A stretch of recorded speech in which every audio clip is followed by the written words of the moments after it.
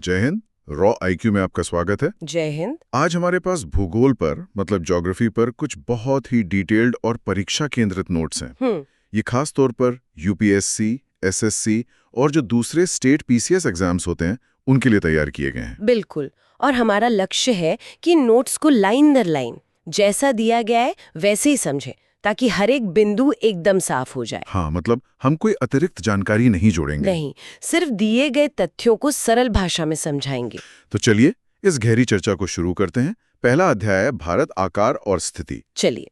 तो पहला शीर्षक है 1 पॉइंट स्थिति यानी लोकेशन। नोट्स में लिखा है, भारत एक विशाल देश है जो पूरी तरह से उत्तरी गोलार्ध में स्थित है। देखिए ये एक बहुत ही बुनियादी लेकिन महत्वपूर्ण तथ्य है। परीक्षा के लिए ये समझना जरूरी है कि भारत की भूमध्य रेखा मतलब इक्वेटर के उत्तर में जो स्थिति है वो इसके मौसम और भूगोल पर कैसे असर डालती है। अच्छा, तो अगला बिंदु है मुख्य भूमि अक्षांश, मेनलैंड लैटिट्यूड्स, 8 डिग्री 4 उत्तर और 37 डिग्री 6 उत्तर के बीच। ये जो निर्देशांक हैं ये भारत की मुख्य भूमि के सबसे दक्षिणी मतलब कन्याकुमारी के पास और सबसे उत्तरी यानी लद्दाख के बिंदुओं को दिखाते हैं। तो ये अंक सीधे सीधे याद रखने वाले हैं। हाँ बिल्कुल। और मुख्य भूमि देशांतर मेनलैंड लॉन्गिट्यूड्स 68 डिग्री 7 पूर्व और 97 डिग्री 25 पूर्व के बीच। ये भारत के सबसे पश्चिमी गुजरात में और सबसे पूर्वी अरुणाचल प्रदेश के बिंदुओं की सीमा बताता है। अच्छा। और देखिए इन दोनों देशांतरों के बीच लगभग 30 डिग्री का अंतर है। और यही समय के अंतर का मुख्य कारण बनता है। सही। आगे है कर्क रेखा, tropic of cancer 23.30 degree N, देश को लगभग 2 बराबर भागों में विभाजित करती है। ये रेखा भारत के ठीक बीच से होकर गुजरती है और ये देश के उत्तरी हिस्से को उपोष्णकटिबंधीय मतलब सब ट्रॉपिकल, हाँ, और दक्षिणी हिस्से को उष्णकटिबंधीय यानी ट्रॉपिकल जलवायु क्षेत्रों में बांट देती है। ओके। और फिर द्वीपों के बारे में, अंडमान और निकोबार द्वीप समूह बंगाल की खाड़ी में और लक्षद्वीप द्वीप समूह अरब सागर में। हाँ, ये भारत की समुद्री सीमाओं और उसके जो द्वीप क्षेत्र हैं उनकी स्थिति को साफ करता है और इनकी रणनीतिक और कह सकते हैं पारिस्थितिक महत्व भी बहुत है। अब आते हैं अगले शीर्षक पर। 2 आकार साइज। नोट्स कहते हैं कुल क्षेत्रफल 3.28 मिलियन वर्ग किलोमीटर। हाँ, जो दुनिया के कुल भौगोलिक क्षेत्र का 2.4% है। सिर्फ 2.4%? ये आंकड़ा भारत के विशाल आकार को तो दिखाता ही है, लेकिन ये प्रतिशत याद रखना ज्यादा जरूरी है। क्यों? क्योंकि इसकी तुलना अक्सर दूसरे देशों से की जाती है और आबादी के हिसाब से देखें तो ये बहुत कम है। सही। अगला पॉइंट, रैंक। भारत दुनिया का 7वां सबसे बड़ा देश है। ये एक सीधा तथ्यात्मक प्रश्न है। अक्सर पूछा जाता है कि भारत से बड़े देश कौन-कौन से हैं। अब सीमाओं पर आते हैं।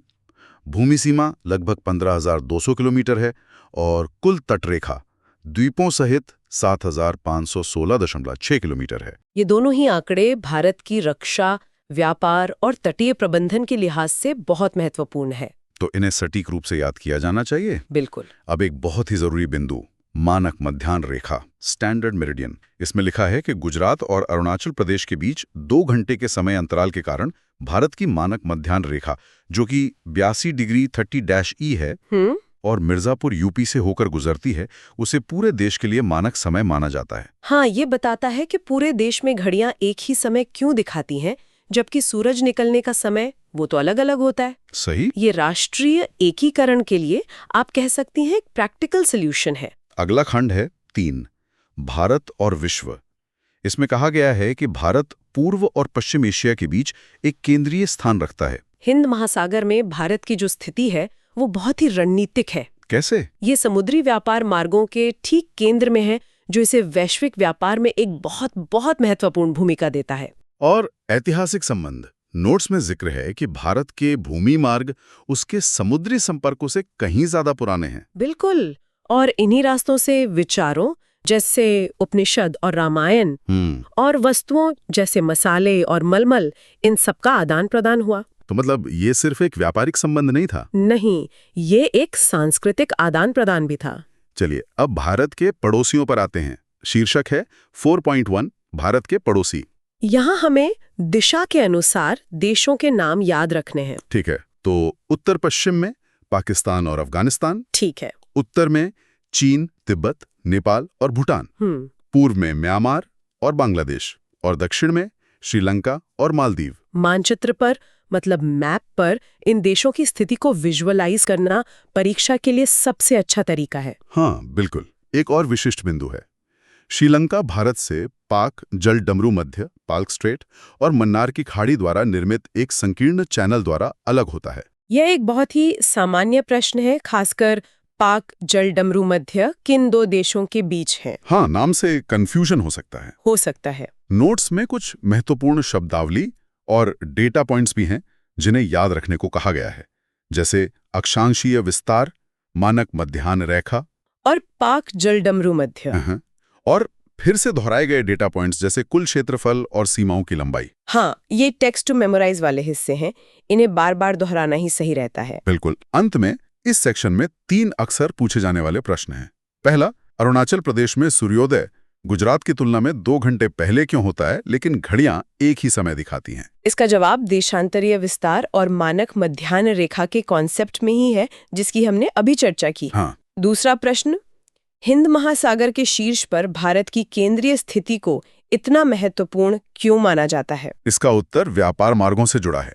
यह भारत को पश्चिमी तट से यूरोप और अफ्रीका से जोड़ता है, और पूर्वी तट से दक्षिण पूर्व और पूर्वी एशिया से जोड़ता है। और तीसरा, भारत से बड़े देशों के नाम बताएं। इसका उत्तर है रूस, कनाडा, अमेरिका, चीन, ब्राजील और ऑस्ट्रेलिया। नोट्स में इसे याद रखने के लिए एक मेमोनिक भी दिया गया है। क्या? RCCUBA। RCCUBA, बहुत बढ़िया। तो ये था पहला अध्याय। अब हम दूसरे अध्याय की ओर बढ़ते हैं। जरूर। दूसरा अध्याय है भारत की भौतिक विशेषताएं, और पहला टॉपिक है 1, प्लेट टेक्टोनिक्स का सिद्धांत, थ्योरी ऑफ प्लेट टेक्टोनिक्स। ये सिद्धांत समझाता है कि पृथ्वी की जो ऊपरी परत है यानी क्रस्ट, वो कई बड़ी और छोटी प्लेटों में बटी हुई है, और इन्हीं प्लेटों की गति मतलब मूवमेंट ही पर्वतों और महाद्वीपों के बनने का कारण है। इसमें एक प्रश्न भी है, प्लेट टेक्टोनिक्स के सिद्धांत की व्याख्या करें और हिमालय के निर्माण में इसने कैसे योगदान दिया। इसका मुख्य बिंदु है अभिसारी सीमा, जिसे कन्वर्जेंट बाउंड्री कहते हैं, जहां भारतीय ऑस्ट्रेलियाई प्लेट यूरेशियन प्लेट से टकराई। ओके। और दोनों के बीच जो तिथि सागर था, उसके तलछट मतलब सेडिमेंट्स से हिमालय का निर्माण हुआ। वाह। अगला विषय, 2 हिमालय पर्वत। नोट्स में उन्हें भौगोलिक रूप से युवा और संरचनात्मक रूप से वलित पर्वत कहा गया है। यहाँ युवा का मतलब है कि उनका निर्माण भूवैज्ञानिक समय में मतलब जियोलॉजिकल टाइम में हाल ही में हुआ है। और वलित मतलब फोल्ड माउंटेन्स। इसका मतलब है कि वे 2 प्लेटों के टकराने और चट्टानों के मुड़ने से बने हैं। अच्छा, इसमें 3 समानांतर श्रृंखलाओं का भी जिक्र है, हिमाद्री, हिमाचल और शिवालिक। परीक्षा के लिए इन तीनों के बीच का अंतर जानना बहुत जरूरी है। जैसे उनकी औसत ऊंचाई, उनकी संरचना और उनमें पाए जाने वाले जो प्रमुख हिल स्टेशंस हैं। सही। तीसरा टॉपिक है 3, उत्तरी मैदान। ये सिंधु, गंगा और ब्रह्मपुत्र नदियों द्वारा बनाए गए हैं। ये भारत के सबसे उपजाऊ, सबसे फर्टाइल क्षेत्र हैं। इनका निर्माण इन नदियों द्वारा लाए गए जलोढ़ निक्षेपों यानी अलुवियल डिपॉजिट से हुआ है। इसमें एक क्षेत्रीय वर्गीकरण भी दिया है, भाभर, तराई, भांगर और खादर। और एक सवाल भी है, खादर और भांगर मिट्टी में क्या अंतर है? तो भांगर जो है वो पुरानी जलोढ़ मिट्टी है जो कम उपजाऊ होती है, और खादर नई जलोढ़ मिट्टी है जो नदियों के बाढ़ वाले मैदानों में पाई जाती है और बहुत बहुत उपजाऊ होती है। अब आते हैं 4, प्रायद्वीपीय पठार, द पेनिनसुलर प्लेटो पर। यह पुराने क्रिस्टलीय, आग्नेय और रूपांतरित चट्टानों से बना एक मेज की तरह का भूभाग है। यह भारत का सबसे पुराना भूभाग है और इसके 2 मुख्य भाग हैं, मध्य उच्चभूमि सेंट्रल हाईलैंड्स और दक्कन का पठार डेक्कन प्लेटो। पठार से जुड़ा एक बहुत जरूरी तुलनात्मक प्रश्न है, पश्चिमी घाट और पूर्वी घाट की तुलना करें। इनमें मुख्य अंतर यह है कि पश्चिमी घाट निरंतर है मतलब कंटिन्यूअस है और ऊंचे हैं, और पूर्वी घाट, जबकि पूर्वी घाट असंतत मतलब डिसकंटिन्यूअस है और कम ऊंचे हैं। और हाँ, उनकी सबसे ऊंची चोटियों के नाम भी याद रखने चाहिए। 5वां विषय भारतीय मरुस्थल। यह अरावली पहाड़ियों के पश्चिमी किनारे पर स्थित है। यहाँ की मुख्य विशेषताएं हैं कम वर्षा 15 मिलीमीटर से कम, बहुत कम। लूनी नदी जो एकमात्र बड़ी नदी है, और बरखान। बरखान क्या होते हैं? अर्धचंद्राकार रेत के टीले। अच्छा, छठा विषय। छठा, तटीय मैदान, द कोस्टल प्लेन्स। ये प्रायद्वीपीय पठार के दोनों ओर संकीर्ण तटीय पट्टियां हैं। नोट्स में इनके नाम है पश्चिमी तट जिसमें कोंकण, कन्नड़, मालाबार है, और पूर्वी तट जिसमें उत्तरी सरकार और कोरोमंडल तट हैं। मैप पर इन अलग अलग तटों की स्थिति जानना बहुत जरूरी हो जाता है। और अंतिम विषय 7, द्वीप समूह। भारत के 2 मुख्य द्वीप समूह। पहला लक्षद्वीप द्वीप समूह जो प्रवाल कोरल मूल के हैं, और दूसरा अंडमान और निकोबार द्वीप समूह जो ज्वालामुखी या टेक्टोनिक मूल के हैं।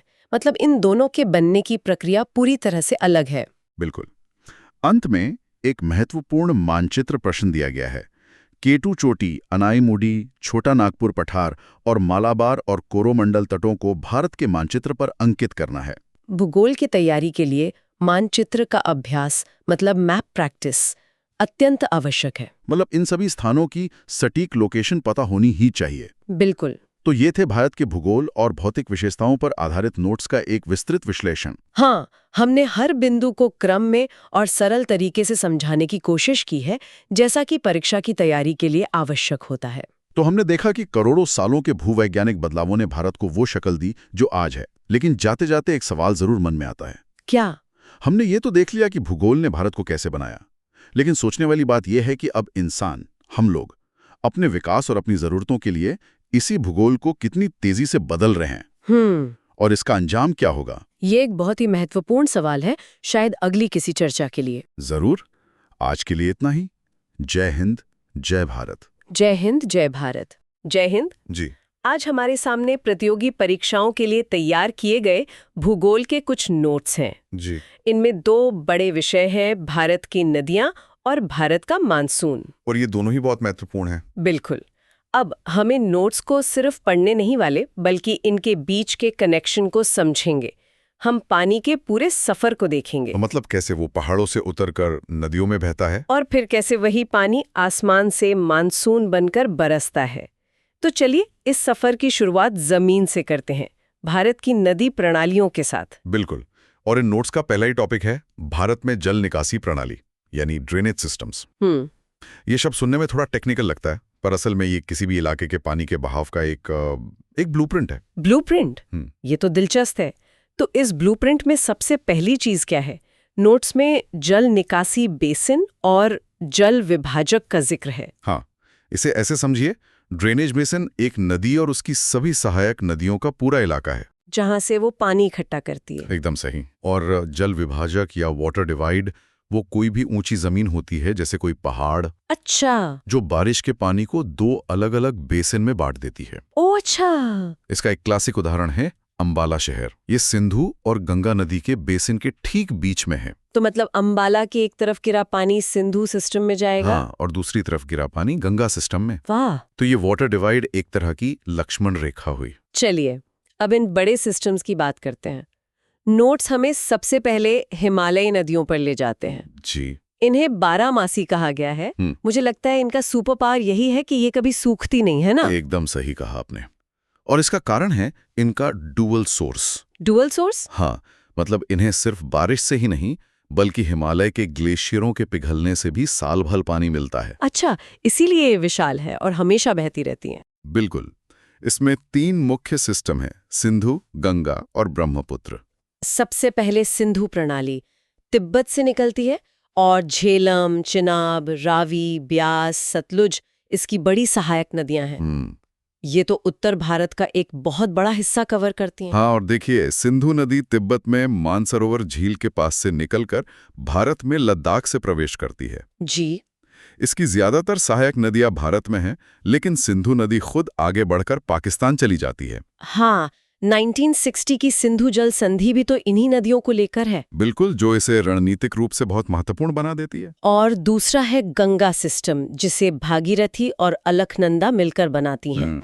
गंगा का नाम आते ही भारत का दिल यानी मैदानी इलाके आंखों के सामने आ जाते हैं। बिल्कुल, गंगा तो भारत की सांस्कृतिक और आर्थिक जीवन रेखा है। सही बात है। ये गंगोत्री ग्लेशियर से भागीरथी के रूप में शुरू होती है और देवप्रयाग में अलकनंदा से मिलकर गंगा बनती है, और इसका बेसिन भारत का सबसे उपजाऊ क्षेत्र है, सबसे घनी आबादी वाला भी। और अंत में बंगाल के खाड़ी में गिरने से पहले ये ब्रह्मपुत्र के साथ मिलकर दुनिया का सबसे बड़ा डेल्टा बनाती है। सुंदरबन डेल्टा। जी, सुंदरबन डेल्टा। गंगा और ब्रह्मपुत्र दोनों ही इस विशाल डेल्टा का हिस्सा हैं, लेकिन ब्रह्मपुत्र का सफर तो बहुत अलग है। इसे तिब्बत में सांगपो कहते हैं। हाँ, ये नाम बदलने का क्या कारण है? ये इसके बदलते चरित्र को दिखाता है। तिब्बत एक ठंडा और आप कह सकती हैं सूखा पठार है, तो वहाँ सांगपो एक शांत नदी है जिसमें पानी और गाद यानी सिल्ट कम होता है। अच्छा। लेकिन जैसे ही ये अरुणाचल प्रदेश में एक गहरे गॉर्ज से भारत में घुसती है और फिर असम के मैदानी इलाकों में पहुंचती है, जहां भारी बारिश होती है, बिल्कुल, तो ये एक विशाल और अक्सर उग्र नदी बन जाती है। इसीलिए इसका नाम ब्रह्मपुत्र यानी ब्रह्मा का पुत्र पड़ जाता है। तो हिमालय की नदियां ग्लेशियर की वजह से साल भर बहने वाले जायंट्स हैं। सही, लेकिन जब हम दक्षिण की ओर जाते हैं तो प्रायद्वीपीय नदियां एक अलग ही कहानी कहती हैं। नोट्स के अनुसार ये मौसमी है। जी, मौसमी। इसका उन क्षेत्रों पर क्या असर पड़ता है जो इन पर निर्भर है? इसका बहुत बड़ा असर पड़ता है। देखिए, ये नदियां ग्लेशियर से नहीं बल्कि पूरी तरह मानसून की बारिश पर निर्भर हैं। अच्छा। इसलिए गर्मियों के सूखे मौसम में इनका पानी बहुत कम हो जाता है और कुछ छोटी नदियां तो पूरी तरह सूख जाती हैं। तो ये पानी की कमी और सिंचाई के लिए एक बड़ी चुनौती होगी। बिल्कुल, बहुत बड़ी चुनौती। इनमें भी दो तरह की नदियां हैं, पश्चिम की ओर बहने वाली नर्मदा और तापी, और पूर्व की ओर बहने वाली महानदी, गोदावरी, कृष्णा और कावेरी। नर्मदा और तापी पश्चिम की ओर क्यों बहती हैं जबकि ज्यादातर बड़ी नदियां पूर्व की ओर जाती हैं? ये एक बेहतरीन सवाल है और इसका जवाब जमीन की बनावट में छिपा है। जमीन की बनावट में? हाँ, नर्मदा और तापी भ्रंश घाटियों यानी रिफ्ट वैली से होकर बहती हैं। अच्छा, रिफ्ट वैली। ये जमीन के धंसने से बनी गहरी घाटियां हैं जिनका ढलान पश्चिम की ओर अरब सागर की तरफ है। इसीलिए ये डेल्टा नहीं बनाती। सही पकड़ा, ये एस्चुरी बनाती हैं। वहीं पूर्व की ओर बहने वाली गोदावरी, जिसे दक्षिण गंगा भी कहते हैं, हाँ, गोदावरी, कृष्णा और कावेरी जैसी नदियां अपने साथ लाई मिट्टी से बंगाल की खाड़ी में बड़े बड़े उपजाऊ डेल्टा बनाती हैं। समझ गई। अब ये नदियां जब बहती हैं तो जमीन पर कुछ पैटर्न भी बनाती होंगी। जी। नोट्स में 4 पैटर्न का जिक्र है, डेंड्राइटिक, ट्रेलिस, आयताकार और रेडियल। क्या ये सिर्फ अकादमिक क्लासिफिकेशन है या ये पैटर्न हमें उस जगह की जमीन के बारे में कोई कहानी बताते हैं? नहीं, ये सिर्फ क्लासिफिकेशन नहीं बल्कि जमीन की जियोलॉजिकल कहानी है। अच्छा। जैसे डेंड्राइटिक पैटर्न, जो पेड़ की शाखाओं जैसा दिखता है, ये बताता है कि वहां की चट्टानें एक समान हैं और नदी बस ढलान का पीछा कर रही है। ठीक है। लेकिन ट्रेलिस पैटर्न, जिसमें सहायक नदियां लगभग 90 डिग्री के एंगल पर मिलती हैं, वो एक भूवैज्ञानिक फिंगरप्रिंट है। फिंगरप्रिंट? हाँ, कैसे? ये बताता है कि आप एक ऐसे क्षेत्र को देख रही हैं जहां कठोर और नरम चट्टानें समानांतर हैं, जैसे कि फोल्ड माउंटेन वाले इलाकों में। कमाल है। और जब ये बहता वो पानी कहीं रुक जाता है तो झीलें बनती हैं। हाँ, मीठे पानी की, खारे पानी की और मानव निर्मित झीलें भी। हाँ, भारत में झीलों की बहुत विविधता है। कश्मीर की वुलर और डल झीलें ये टेक्टोनिक गतिविधियों से बनी मीठे पानी की झीलें हैं। जी। उड़ीसा की चिल्का और राजस्थान की सांबर खारे पानी की झीलें हैं। ये कैसे बनी? ये समुद्र के पीछे हटने या फिर शुष्क जलवायु का परिणाम है। और फिर गुरु गोबिंद सागर जैसी मानव निर्मित झीलें हैं, जो बांधों की वजह से बनी है। हाँ, भाखड़ा नंगल जैसे बड़े बांधों के कारण। और ये हाइड्रो इलेक्ट्रिसिटी और सिंचाई के लिए बहुत जरूरी है। इन नदियों और झीलों ने हमारी अर्थव्यवस्था को हमेशा से एक आधार दिया है, इसमें कोई शक नहीं। लेकिन नोट्स का आखिरी हिस्सा एक चिंताजनक तस्वीर दिखाता है, नदी प्रदूषण। ऐसा लगता है कि हम अपनी ही जीवन रेखा का गला घोंट रहे हैं। ये आज के समय की सबसे बड़ी विडंबना है। जिन नदियों ने सदियों से हमें पाला है, उन्हीं में हम शहरों का अनुपचारित सीवेज और फैक्ट्रियों का जहरीला कचरा बहा रहे हैं। बिल्कुल। राष्ट्रीय नदी संरक्षण योजना NRCP जैसी कोशिशें हो रही हैं, लेकिन समस्या बहुत बड़ी है, पानी की क्वालिटी तो बहुत खराब हो चुकी होगी। बहुत ज्यादा।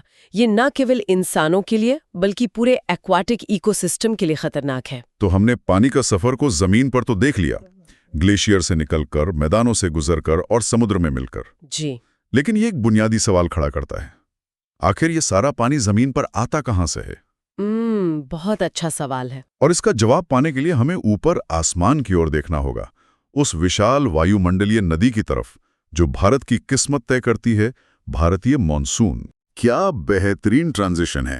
और यहीं से हमारे नोट्स का दूसरा अध्याय जलवायु शुरू होता है। हाँ। सबसे पहले दो बुनियादी शब्द जिनके बीच का फर्क समझना जरूरी है, जलवायु यानी क्लाइमेट और मौसम यानी वेदर। हाँ, लोग अक्सर इन्हें एक दूसरे की जगह इस्तेमाल कर लेते हैं। इसे एक सरल एनालॉजी से समझते हैं। बताइए। मौसम वो है जो आप आज पहनती हैं, जबकि जलवायु आपकी पूरी अलमारी है। अच्छा, ये याद रहेगा। मौसम हर घंटे, हर दिन बदल सकता है। अभी धूप है, शाम को बारिश हो सकती है। लेकिन जलवायु वो 30-40 सालों के मौसम का औसत है। एक लंबा चौड़ा पैटर्न। हाँ, एक पैटर्न। जैसे हम कहते हैं कि भारत की जलवायु मानसूनी है। ठीक है। अलमारी और कपड़े। अब किसी भी जगह की जलवायु यानी उसकी पूरी अलमारी किन चीजों पर निर्भर करती है? नोट्स में 6 जलवायु नियंत्रक या क्लाइमेटिक कंट्रोल्स बताए गए हैं। जी। इनमें से कौन से भारत के लिए सबसे ज्यादा मायने रखते हैं? वैसे तो ये सभी 6 अक्षांश, ऊंचाई, दबाव और पवन प्रणाली, समुद्र से दूरी, महासागरीय धाराएं और उच्चावच महत्वपूर्ण है। लेकिन सबसे ज्यादा लेकिन अगर भारत के संदर्भ में 2 सबसे बड़े खिलाड़ियों को चुनना हो तो वो हैं अक्षांश और उच्चावच यानी हिमालय। हिमालय फिर से? हाँ, अक्षांश भारत को उष्णकटिबंधीय यानी ट्रॉपिकल जोन में रखता है, जो इसे गर्म बनाता है, और हिमालय एक विशाल दीवार की तरह काम करता है जो मध्य एशिया से आने वाली बर्फीली हवाओं को रोकता है। बिल्कुल, और मानसूनी हवाओं को भारत में ही बरसने पर मजबूर कर देता है। तो हिमालय सिर्फ नदियों का स्रोत ही नहीं बल्कि एक तरह से देश का क्लाइमेट शील्ड भी है। बिल्कुल सही। चलिए अब आते हैं मुख्य इवेंट पर, भारतीय मानसून। नोट्स में इसका मैकेनिज्म बताया गया है, भूमि और पानी का विभेदक तापन, डिफरेंशियल हीटिंग। हाँ, क्या इसे और आसान बना सकते हैं? जरूर। इसे गर्मियों में एक समुद्र तट की तरह सोचिए। रेत पानी के मुकाबले बहुत जल्दी और बहुत ज्यादा गर्म हो जाती है।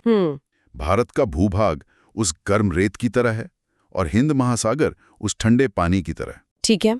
जब जमीन तपती है तो उसके ऊपर की हवा गर्म होकर ऊपर उठती है और वहां एक लो प्रेशर एरिया बन जाता है, एक खाली जगह। हाँ, और इस खाली जगह को भरने के लिए समंदर के ऊपर की ठंडी, नमी से भरी हवाएं तेजी से जमीन की ओर दौड़ती हैं। यही हवाएं भारतीय मानसून है। और नोट्स में ITCZ के शिफ्ट होने की भी बात है। ये इस लो प्रेशर को और शक्तिशाली बना देता है ना? बिल्कुल। एक तरह का वैक्यूम क्लीनर जो समंदर की सारी नमी को खींच लेता है। बिल्कुल सही पकड़ा। ITCZ यानी इंटरट्रॉपिकल कन्वर्जन जोन भूमध्य रेखा के पास की एक लो प्रेशर बेल्ट है। जी। गर्मियों में ये उत्तर की ओर खिसक कर गंगा के मैदानों पर आ जाती है। ये पहले से बने लो प्रेशर को और गहरा और शक्तिशाली बना देती है। तो ये मॉनसून के लिए एक चुंबक की तरह काम करता है। एकदम सही, एक चुंबक की तरह। फिर ये मानसूनी हवाएं भारत में 2 शाखाओं में बंट जाती हैं, अरब सागर और बंगाल की खाड़ी। हाँ। क्या ये मिलकर काम करती हैं या फिर बारिश लाने की कोई होड़ होती है? नहीं, ये एक टीम एफर्ट है। अच्छा। अरब सागर की शाखा पश्चिमी घाट से टकराकर पश्चिमी तट पर भारी बारिश करती है। वहीं बंगाल की खाड़ी की शाखा उत्तर पूर्व और पूर्वी भारत में वर्षा करती है और फिर पश्चिम की ओर मुड़कर गंगा के मैदानों तक पहुंचती है। हाँ, हिमालय के सारे दोनों मिलकर ही पूरे भारत को कवर करती हैं। लेकिन मानसून का मतलब 4 महीने लगातार बारिश तो नहीं होता, बीच बीच में सूखे दौर भी आते हैं। हाँ, जिन्हें मानसून में विराम या ब्रेक इन मानसून कहा गया है। ये ब्रेक क्यों लगता है? ये मानसून ट्रफ यानी लो प्रेशर की उस बेल्ट की स्थिति पर निर्भर करता है। जब ये ट्रफ मैदानी इलाकों पर होता है तो भारी बारिश होती है, और जब ये खिसक जाता है, एक खिसक कर हिमालय के तलहटी में चला जाता है, तो मैदानी इलाकों में बारिश रुक जाती है और पहाड़ों पर भारी वर्षा होती है। इसी को मानसून में ब्रेक कहते हैं। समझ गए। ये पूरा चक्र ही भारत की 4 ऋतुओं को जन्म देता है। चलिए हर ऋतु की खास बात को समझते हैं जो परीक्षा के लिहाज से जरूरी हो। बिल्कुल। शुरुआत करते हैं शीत ऋतु से। शीत ऋतु मतलब दिसंबर से फरवरी। इसकी खासियत है महावत। महावत। ये भूमध्य सागर से आने वाले पश्चिमी विक्षोभ के कारण उत्तर पश्चिम भारत में होने वाली हल्की सर्दियों की बारिश है। और ये रबी की फसल खासकर गेहूं के लिए अच्छी होती है। अमृत के समान होती है। फिर आती है ग्रीष्म ऋतु, मार्च से मई। इसमें लू और मैंगो शावर्स का जिक्र है। हाँ, उत्तर भारत में चलने वाली गर्म और सूखी हवाओं को लू कहते हैं और दक्षिण भारत में, खासकर केरल और कर्नाटक में, मानसून आने से ठीक पहले जो हल्की बारिश होती है वो आमों को जल्दी पकने में मदद करती है। इसीलिए उसे प्यार से मैंगो शावर्स कहा जाता है। इसके बाद मुख्य वर्षा ऋतु जून से सितंबर और फिर निवर्तमान मानसून अक्टूबर नवंबर, जिसमें अक्टूबर हीट का जिक्र है। ये अक्टूबर हीट क्या बला है? जब मॉनसून लौटने लगता है तो आसमान साफ हो जाता है, लेकिन जमीन में अभी भी बहुत नमी होती है। अच्छा।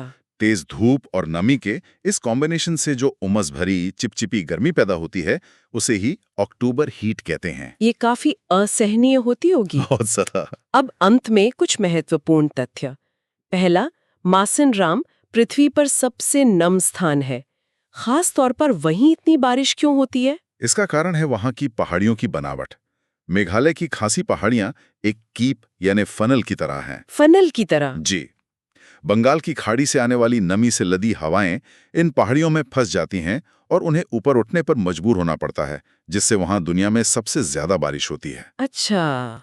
और आखिरी तथ्य है कि मानसून एकजुटता का बंधन है। ये सुनने में बहुत अच्छा लगता है, पर आर्थिक नजरिए से देखें तो ये एक राष्ट्रीय जुआ नहीं है। हर साल हम मानसून पर दांव लगाते हैं। आप इसे बिल्कुल सही नजरिए से देख रही हैं। ये एक दो धारी तलवार है। एक अच्छा मानसून जीडीपी बढ़ा सकता है, महंगाई कम कर सकता है, लेकिन एक खराब मानसून सूखा, फसल की बर्बादी और आर्थिक संकट ला सकता है। सही बात है। भारत का पूरा कृषि चक्र, हमारे त्योहार, हमारा खान पान, सब कुछ मानसून के इसी वार्षिक चक्र से बंधा हुआ है। तो इस मायने में ये वाकई पूरे देश को एक सूत्र में पिरोता है। हाँ, चाहे वो खुशी का हो या चिंता का। तो ये था पानी का पूरा सफर, जमीन पर नदियों के रूप में बहने से लेकर आसमान में मानसून बनकर बरसने तक। जी। हमने देखा कि कैसे भारत का भूगोल, अर्थव्यवस्था और संस्कृति सब कुछ इसी एक तत्व से गहराई से जुड़ा हुआ है। बिल्कुल। ये दोनों विषय, नदियां और मानसून, एक ही सिक्के के दो पहलू हैं और ये हमें एक बड़े सवाल पर सोचने को मजबूर करते हैं। वो क्या है? सोचने के लिए एक विचार ये है, जिस तरह मानसून पूरे देश को एक जलवायु और सांस्कृतिक एकजुटता के बंधन में बांधता है, क्या उसी तरह हमारी नदी प्रणालियां, जिन्हें आपस में जोड़ने की अक्सर बात होती है, भारत के लिए एक भौतिक और आर्थिक एकीकरण की शक्ति बन सकती हैं? या ये एक पारिस्थितिक आपदा होगी? इस पर विचार जरूर करें। एक बहुत ही प्रासंगिक सवाल, और इसी विचार के साथ हम आज की ये चर्चा समाप्त करते हैं। जय हिंद, जय भारत। जय हिंद। रॉ आईक्यू में आपका स्वागत है। जय हिंद। आज हम भारत की प्राकृतिक वनस्पति और वन्य जीवन की दुनिया में एक गहरी डुबकी लगाने वाले हैं। हमारे पास एनसीईआरटी कक्षा 9 भूगोल के अध्याय 5 से कुछ बहुत ही दिलचस्प नोट्स हैं। बिल्कुल। और हमारा मकसद सिर्फ इन्हें पढ़ना नहीं है, बल्कि इन्हें आसान तरीके से समझना है। हाँ, हम बिंदु दर बिंदु आगे बढ़ेंगे ताकि परीक्षा की तैयारी के लिए यह चर्चा बहुत काम की साबित हो। तो चलिए शुरू करते हैं। ठीक है, तो पहला खंड है परिचय, और पहला ही बिंदु कहता है भारत दुनिया के 12 मेगा बायोडाइवर्सिटी वाले देशों में से एक है। यह सुनने में तो बहुत बड़ा लगता है, पर इसका असल मतलब क्या है? इसका मतलब बहुत गहरा है। देखिए, मेगा डाइवर्सिटी का टैग सिर्फ उन कुछ देशों को मिलता है, अच्छा, जिनके पास दुनिया की ज्यादातर पेड़ पौधों और जानवरों की प्रजातियां हैं। तो ये एक तरह का इकोलॉजिकल हॉटस्पॉट हुआ। बिल्कुल। भारत के पास दुनिया की सिर्फ 2.4% जमीन है, लेकिन यहाँ दुनिया की लगभग 8% प्रजातियां रहती हैं। अरे वाह, ये तो बहुत बड़ा आंकड़ा है। हाँ, और यही घनत्व तो भारत को इतना खास बनाता है। तो इस 8% में कितनी प्रजातियां हैं? नोट्स में लिखा है इसमें लगभग 47,000 पौधों की प्रजातियां और 90,000 जानवरों की प्रजातियां हैं। जी, और ये सिर्फ नंबर नहीं है। सोचिए, 47,000 पौधों की प्रजातियों में से करीब 15,000 तो सिर्फ फूल वाले पौधे हैं। अच्छा। और कई तो ऐसी हैं जो सिर्फ और सिर्फ भारत में ही मिलती हैं। समझ गई। अब एक और शब्द है नोट्स में, अक्षत वनस्पति या वर्जिन वेजिटेशन। इसे कैसे समझें? अक्षत का मतलब है जिसे छुआ न गया हो। ये वो जंगल हैं जो पूरी तरह से मतलब अपने आप उगे हैं, बिना किसी इंसानी मदद या दखल के। तो जो हम बाग बगीचे लगाते हैं वो इसमें नहीं आएंगे? नहीं, बिल्कुल नहीं। वो वनस्पति तो हैं, पर अक्षत नहीं। असली अक्षत वनस्पति आज मिलना बहुत मुश्किल है। ठीक है, तो ये थी एक झलक, पर सवाल ये है कि ये विविधता बनती कैसे है? कौन सी चीजें तय करती हैं कि कहीं घने जंगल होंगे और कहीं सिर्फ झाड़ियां? यही हमारा अगला खंड है, वनस्पति को प्रभावित करने वाले कारक। हाँ, किसी भी जगह की वनस्पति समझिए कि वहां के माहौल का आईना होती है। तो पहला कारक है भू आकृति, मतलब भूमि और मिट्टी। जी। नोट्स में लिखा है पहाड़, पठार और मैदान अलग अलग पौधों का समर्थन करते हैं। इसे ऐसे समझिए कि जमीन का स्वभाव ही पेड़ का भविष्य तय करता है।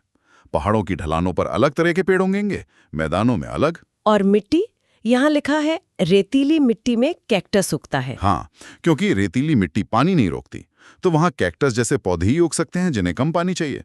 मिट्टी ही तो पौधों का भोजन और पानी का सोर्स है। सही बात है। अब दूसरा कारक है तापमान। उच्च आर्द्रता और तापमान घने विकास को बढ़ावा देते हैं। तापमान पौधों के बढ़ने की स्पीड तय करता है। गर्म और नम जगहों पर, जैसे केरल में, पौधे बहुत तेजी से बढ़ते हैं। और ऊंचाई पर, जहाँ ठंड ज्यादा होती है, जैसे जैसे हम हिमालय में ऊपर जाते हैं, तापमान गिरता है। एक ऊंचाई के बाद तो बड़े पेड़ उग ही नहीं पाते। अच्छा, वहां सिर्फ काई या छोटी छोटी घास जैसी वनस्पति ही बचती है। तापमान के साथ धूप का भी जिक्र है, सूर्य का प्रकाश। जी, फोटो पीरियड। नोट्स में लिखा है कि पेड़ गर्मियों में तेजी से बढ़ते हैं। ये तो सीधी सी बात लगती है तो सीधी, पर बहुत जरूरी है। सूर्य का प्रकाश ही तो फोटोसिंथेसिस का आधार है। यानी पौधों के खाना बनाने की प्रक्रिया। बिल्कुल, जहां ज्यादा देर धूप वहां ज्यादा ग्रोथ। इसीलिए गर्मियों में जब दिन लंबे होते हैं, पौधे तेजी से बढ़ते हैं। तो जमीन हो गई, तापमान, धूप, लेकिन सबसे जरूरी शायद पानी है। हाँ, आखिरी और सबसे महत्वपूर्ण कारक वर्षण या बारिश। भारी वर्षा वाले क्षेत्रों में घनी वनस्पति होती है, तो क्या हम कह सकते हैं कि पानी ही राजा है? काफी हद तक। भारत की वनस्पति पर तो मानसून का सबसे ज्यादा असर है। मतलब जहाँ ज्यादा बारिश वहाँ ज्यादा घने जंगल। एकदम सीधा संबंध है। 200 सेंटीमीटर से ज्यादा बारिश मतलब सदाबहार वन, 70 से कम तो कंटीले वन। पानी ही तय करता है कि जंगल कैसा होगा। बहुत दिलचस्प। तो अब देखते हैं कि इन सब कारकों के मेल से भारत में कैसे कैसे जंगल बनते हैं। हाँ, अब हम आते हैं सबसे बड़े खंड पर, वनस्पति के प्रकार। चलिए, पहला है उष्णकटिबंधीय सदाबहार वन।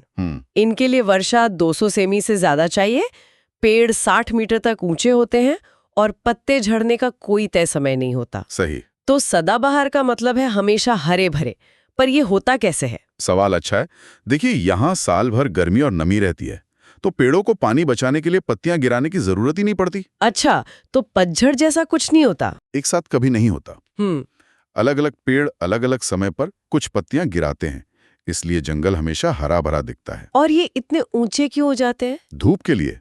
पेड़ों में धूप पाने की होड़ लगी रहती है, इसलिए वो ऊपर की तरफ बढ़ते जाते हैं, एक छत सी बना लेते हैं, जिसे कैनोपी कहते हैं। बिल्कुल। और इनकी लकड़ी, जैसे रोजवुड, बहुत कीमती होती है। ठीक है, अब आते हैं उन वनों पर जो भारत में सबसे ज्यादा फैले हैं, उष्णकटिबंधीय पर्णपाती वन। मानसूनी वन भी कहते हैं ने? हाँ, इनके लिए वर्षा 70 से 200 सेमी चाहिए और ये गर्मी में 6 से 8 हफ्तों के लिए पत्ते गिरा देते हैं। जी। तो ये पत्ते क्यों गिराते हैं? पानी बचाने के लिए। ये एक तरह का अडेप्टेशन है। जब गर्मियों में बारिश नहीं होती, हाँ, तो पेड़ अपनी पत्तियां गिराकर पानी का नुकसान रोक लेते हैं। जैसे ही मानसून आता है, नई पत्तियां आ जाती हैं। बहुत बढ़िया तरीका है। सागौन, टीक इन्हीं जंगलों में मिलता है। हाँ, सागौन इन वनों का सबसे प्रमुख पेड़ है। इसकी लकड़ी बहुत कीमती होती है। ये वन हमारी अर्थव्यवस्था के लिए बहुत जरूरी है। समझ गए। अब चलते हैं और भी सूखे इलाकों में, उष्णकटिबंधीय कंटीले वन तथा झाड़ियां। यहाँ वर्षा 70 सेमी से भी कम होती है। और यहाँ के पौधों का अडेप्टेशन तो और भी कमाल का होगा। बिल्कुल, यहाँ हर बूंद पानी कीमती है, इसलिए पेड़ों की जड़ें पानी की तलाश में बहुत गहरी चली जाती हैं। और पत्तियां, वो कांटों में बदल जाती हैं? हाँ, या तो पत्तियां बहुत छोटी होती हैं या कांटों का रूप ले लेती हैं, ताकि पानी का वाष्पीकरण कम हो। एकदम सही। और कांटे जानवरों से भी बचाते हैं। अब मैदानों से पहाड़ों की ओर, चौथा प्रकार है पर्वतीय वन। ये ऊंचाई के साथ बदलते रहते हैं। जी, जैसे जैसे हम पहाड़ पर ऊपर चढ़ते हैं, तापमान कम होता है और वनस्पति का प्रकार बदलता जाता है। अच्छा, तो अलग अलग लेयर होती हैं। हाँ, एक तरह से वेजिटेशन के बैंड्स होते हैं। नीचे चौड़ी पत्ती वाले ओक, फिर ऊपर नुकीली पत्ती वाले पाइन और देवदार। देवदार, जिसकी लकड़ी बहुत मशहूर है। हाँ, वही।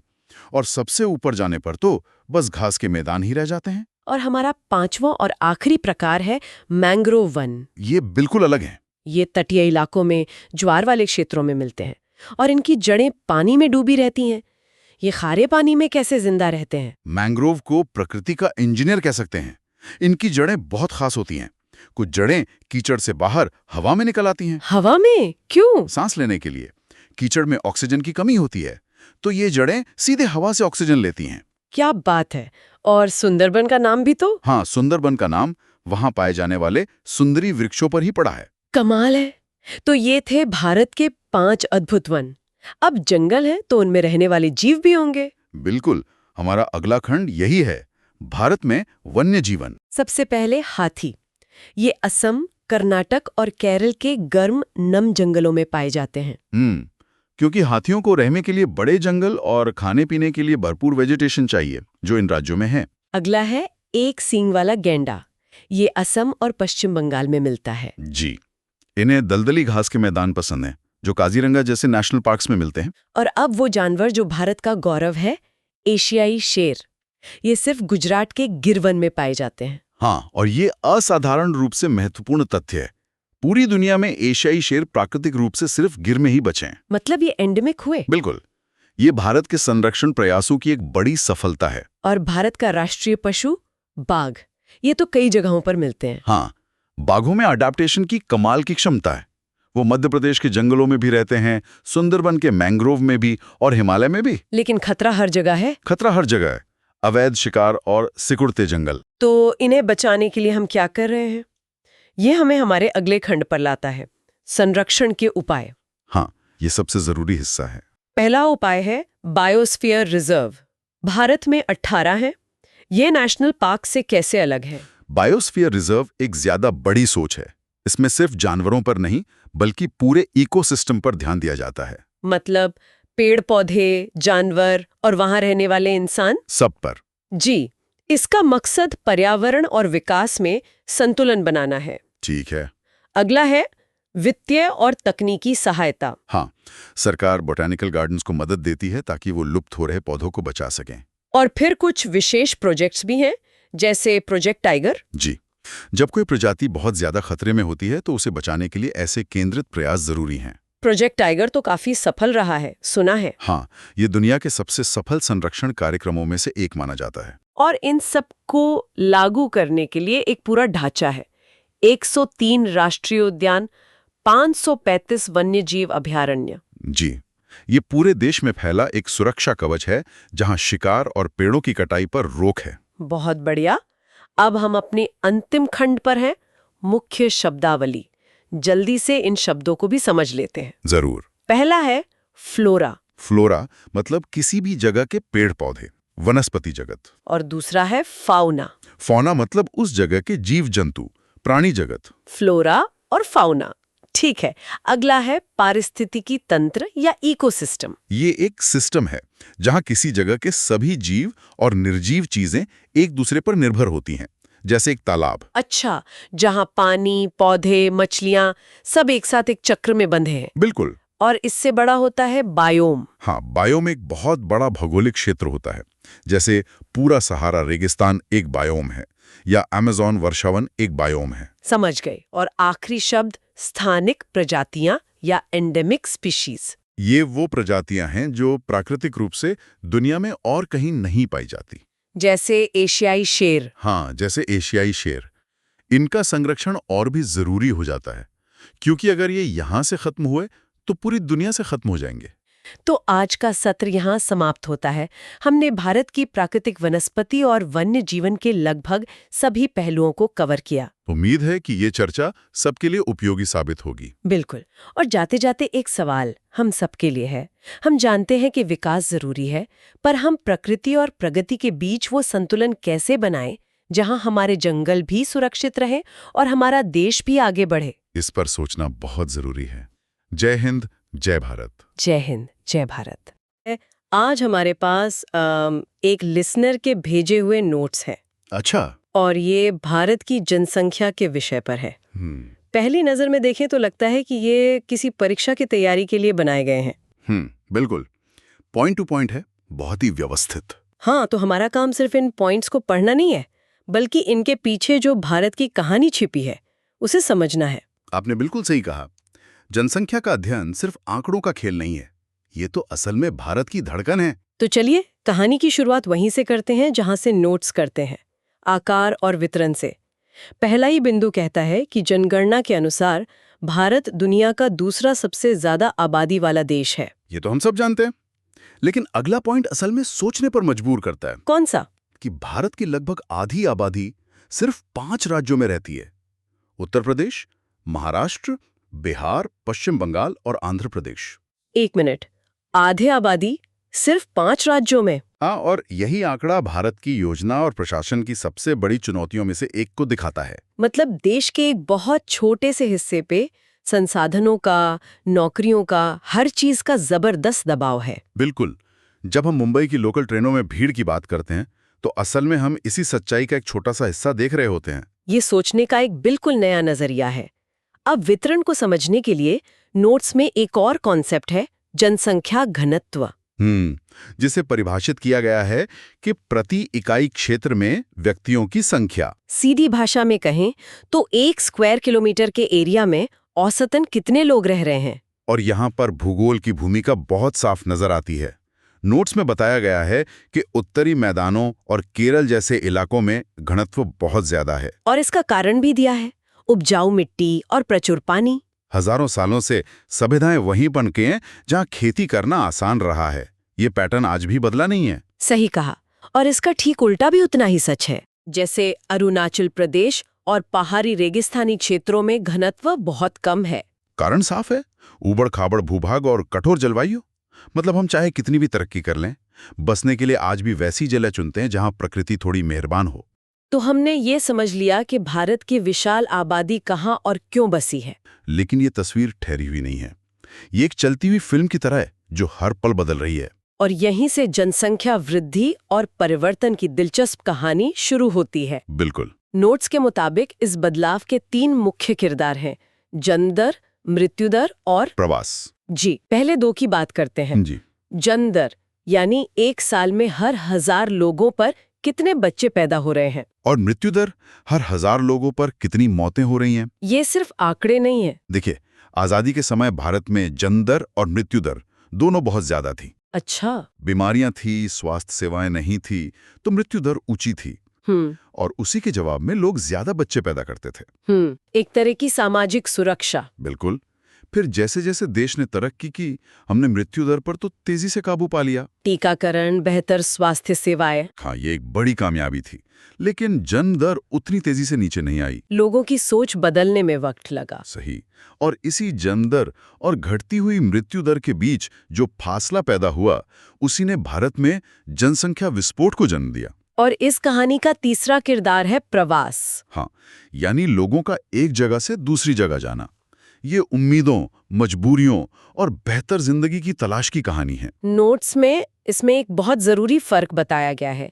एक है आंतरिक प्रवास, मतलब देश के अंदर ही। जैसे कोई बिहार के गांव से काम करने दिल्ली आ गया। इसका असर देश की कुल आबादी पर तो नहीं पड़ता, लेकिन शहरों और गांवों की तस्वीर पूरी तरह बदल जाती है।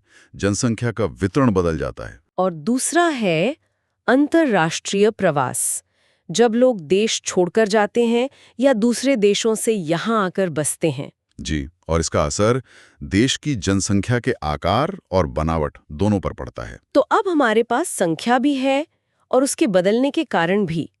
लेकिन अब बात और भी दिलचस्प होती है, जनसंख्या की विशेषताएं। मतलब ये नहीं कि आबादी कितनी है, बल्कि ये कि वो आबादी कैसी है। और इसमें सबसे पहला पॉइंट है आयु संरचना। ये किसी भी देश के भविष्य को समझने की कुंजी है। नोट्स इसे 3 समूहों में बांटते हैं: बच्चे, कामकाजी उम्र के लोग और बुजुर्ग। बच्चे यानी 15 साल से कम, और कामकाजी उम्र मतलब 15 से 59 साल। हाँ, और सबसे महत्वपूर्ण समूह यही बीच वाला है, कामकाजी उम्र का। ये वो आबादी है जो काम करती है, टैक्स देती है और देश की अर्थव्यवस्था का इंजन है। और यहीं पर वो मशहूर शब्द डेमोग्राफिक डिविडेंड आता है ना? बिल्कुल। जिस देश में कामकाजी उम्र के लोगों का अनुपात बच्चों और बुजुर्गों यानी आश्रित आबादी के मुकाबले ज्यादा हो, उसके पास विकास का एक सुनहरा अवसर होता है।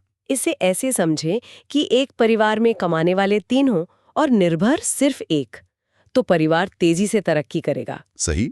और भारत की खास बात यह है कि हमारे यहाँ कमाने वालों की ये फौज यानी युवा आबादी दुनिया में सबसे बड़ी है। ये हमारा सबसे बड़ा मौका भी है और सबसे बड़ी चुनौती भी। चुनौती इसलिए क्योंकि अगर हम इस युवा आबादी को अच्छी शिक्षा और रोजगार नहीं दे पाए तो यही लाभांश एक बोझ बन सकता है।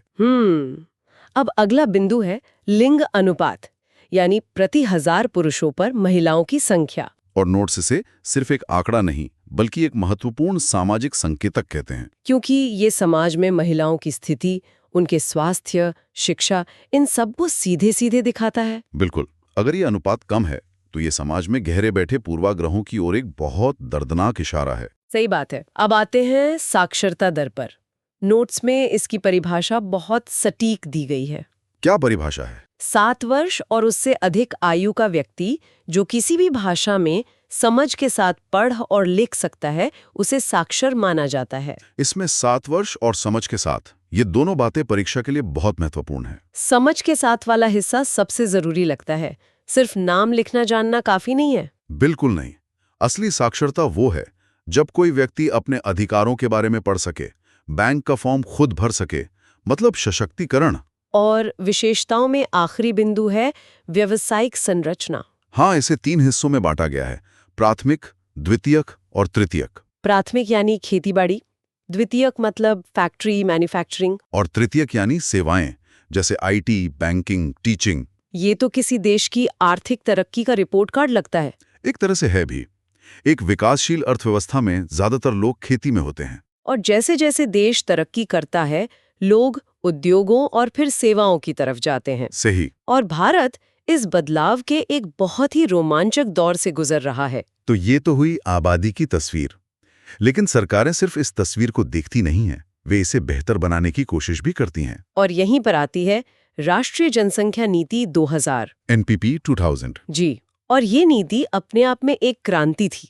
इसने जनसंख्या को कंट्रोल करने की जगह विकास पर जोर दिया। मतलब ये कि अगर आप लोगों को शिक्षित करते हैं, उन्हें बेहतर स्वास्थ्य सुविधाएं देते हैं, तो परिवार नियोजन के फैसले वे खुद बेहतर तरीके से लेंगे। बिल्कुल। ये कंट्रोल से विकास की ओर एक बहुत बड़ा वैचारिक बदलाव था। नोट्स में इसके कुछ मुख्य लक्ष्य भी बताए गए हैं, जैसे 14 वर्ष की आयु तक मुफ्त और अनिवार्य स्कूली शिक्षा। हाँ, इसका एक बड़ा मकसद बाल विवाह और बाल मजदूरी को रोकना भी था। अच्छा। दूसरा लक्ष्य था शिशु मृत्यु दर को प्रति 1000 जीवित जन्मों पर 30 से कम करना। और इसी से जुड़ा था बच्चों का सार्वभौमिक टीकाकरण। और एक बहुत महत्वपूर्ण सामाजिक लक्ष्य था लड़कियों के लिए विवाह में देरी को बढ़ावा देना, ताकि वे अपनी पढ़ाई पूरी कर सकें और शारीरिक मानसिक रूप से परिपक्व होने के बाद ही परिवार की जिम्मेदारी उठाएं। तो साफ है कि ये नीति सिर्फ बच्चे कम पैदा करने की बात नहीं कर रही थी। नहीं, ये पैदा हुए हर बच्चे और हर नागरिक के जीवन को बेहतर बनाने पर केंद्रित थी। इसका मानना था कि एक शिक्षित और स्वस्थ आबादी अपने आप में एक संसाधन है। अब नोट्स के आखिरी हिस्से पर आते हैं, जो रिवीजन के लिहाज से बनाया गया लगता है। हाँ, एक तरह की क्विक रेफरेंस गाइड है। इसमें कुछ मुख्य शब्दावली है, जैसे जनगणना, सेंसस, जो जनसंख्या की एक आधिकारिक गणना जो भारत में हर 10 साल में होती है। फिर है जनसंख्या घनत्व, जिसकी हम बात कर चुके हैं। और प्राकृतिक वृद्धि, जो जन्म दर और मृत्यु दर के बीच का अंतर है। और एक और महत्वपूर्ण शब्द है निर्भरता अनुपात, डिपेंडेंसी रेशियो। कामकाजी आबादी पर निर्भर आबादी का अनुपात। ये अनुपात जितना कम होगा, अर्थव्यवस्था पर बोझ उतना ही कम होगा। इसके बाद कुछ सवाल जवाब भी हैं। पहला सवाल, भारत की जनसंख्या असमान रूप से क्यों वितरित है? इसका जवाब अब हम जानते हैं। विविध भूभाग, जलवायु और संसाधनों की उपलब्धता के कारण उपजाऊ मैदानों में ज्यादा, पहाड़ों में कम। बिल्कुल। अगला सवाल है, एक स्वस्थ आबादी होने के क्या फायदे हैं? ये बहुत जरूरी सवाल है और इसका जवाब भी उतना ही जरूरी है। बताइए। एक स्वस्थ आबादी ही एक उत्पादक आबादी हो सकती है। लोग कम बीमार पड़ेंगे तो काम बेहतर करेंगे, उनकी आय बढ़ेगी और वे देश की अर्थव्यवस्था में ज्यादा योगदान देंगे। स्वास्थ्य सिर्फ व्यक्तिगत भलाई नहीं बल्कि राष्ट्रीय विकास की नींव है। एकदम सही। और आखिरी सवाल प्रवास के पुश और पुल कारकों के बारे में है। हाँ, ये प्रवास के पीछे के मनोविज्ञान को समझाता है। पुश यानी धक्का देने वाले कारक। ये वो नकारात्मक वजह हैं जो लोगों को अपना घर छोड़ने पर मजबूर करती हैं, जैसे गरीबी या बेरोजगारी। ये मजबूरी के कारण है। और पुल यानी खींचने वाले कारक। ये वो सकारात्मक चीजें हैं जो किसी नई जगह की ओर आकर्षित करती हैं, जैसे शहर में बेहतर नौकरी के अवसर या बेहतर जीवन स्तर का सपना। तो पुश कारक मजबूरियां हैं और पुल कारक उम्मीद और अवसर। तो इन सब का क्या मतलब है? इन नोट्स के जरिए हमने भारत की आबादी की एक पूरी कहानी को परत दर परत खोला है। हाँ, हमने देखा कि लोग कहाँ और क्यों रहते हैं, जनसंख्या कैसे बदलती है और उसकी विशेषताएं देश के भविष्य के लिए क्या मायने रखती हैं। इन नोट्स की सबसे अच्छी बात इनकी स्पष्टता और क्रम है। बिल्कुल। ये दिखाते हैं कि जनसांख्यिकी की ये अवधारणाएं सिर्फ किताबी बातें नहीं हैं। ये देश के हर पहलू को समझने के लिए एक चश्मे की तरह काम करती हैं। बिल्कुल। और अंत में एक विचार। नोट्स के आखिरी हिस्से में नक्शों का जिक्र है। हाँ, और ये बहुत महत्वपूर्ण सवाल उठाता है। इन सभी आंकड़ों को जब एक नक्शे पर उतारा जाता है तो वे ऐसी कहानियां और संबंध दिखाते हैं जो सिर्फ नंबरों में नहीं दिखते। तो सोचने वाली बात यह है कि अगर हम प्रवास के पुल कारकों यानी शहरों को और देश में तेजी से बढ़ते हुए तृतीयक यानी सेवा क्षेत्र के केंद्रों को एक ही नक्शे पर रखें, तो कौन से नए पैटर्न दिखाई देंगे? क्या हम उस नक्शे पर भविष्य के भारत के नए आर्थिक शक्ति केंद्रों को उभरते हुए देख पाएंगे?